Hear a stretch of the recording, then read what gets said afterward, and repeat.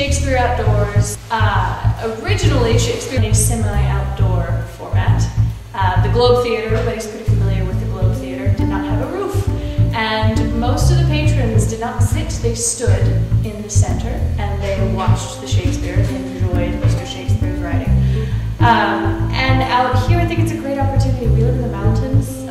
There aren't a lot of indoor theaters available, and we've got a bunch of outdoor settings.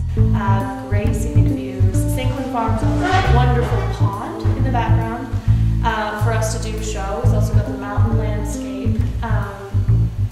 But Shakespeare Outdoors is just kind of, it's a little bit more natural for the language. We can interact with the audience, we can go into the audience, we can allude to things outside. There's a lot of language in Shakespeare that would indicate that you are outdoors. So it also makes a lot of those kinds of things easier. And it's fun.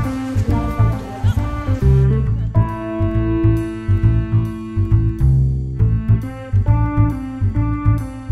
Alright, so much ado about nothing. How to describe it. It's witty, it's sexual, it's naughty, it's raunchy, it's funny, it's there's a lot of interesting dialogue. With our 1920s twist, we've got all the fun stuff in there. We've got boozing, we've got drinking, we've got dancing, we've got partying, and who doesn't love to watch that, right? We've got some really, really fun characters.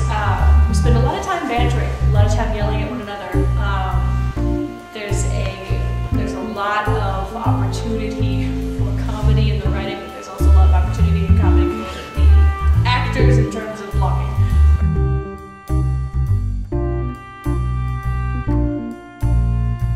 So Shakespeare's famous couple is Benedict and Beatrice. Why?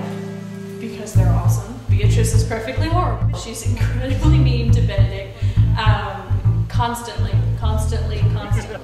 harping on him, being mean to him, making fun of him, making fun of him to other people, and Benedict gives it right back to her. So it's great when they're tricked in it. Well, there are about 3 really famous scenes that they have together. The first one when they meet, constant bantering back and forth, talking about how one's tongue is a little bit faster than the other one, and we can all really enjoy that particular dialogue there. And then there's the parts where they are forced to fall in love with one another via their friends, which is also very fun to watch, very fun to block as a director, because you've got 2 wonderful actors who are having a great time, and then you've got Benedict and Beatrice when they finally come together after having been tricked into falling in love with one another. So you've got these 2 couples coming together who originally have shown nothing but almost loathing towards one another, and suddenly they have to show affection, and neither of them are quite sure how to go about doing it, so it's pretty fun to watch.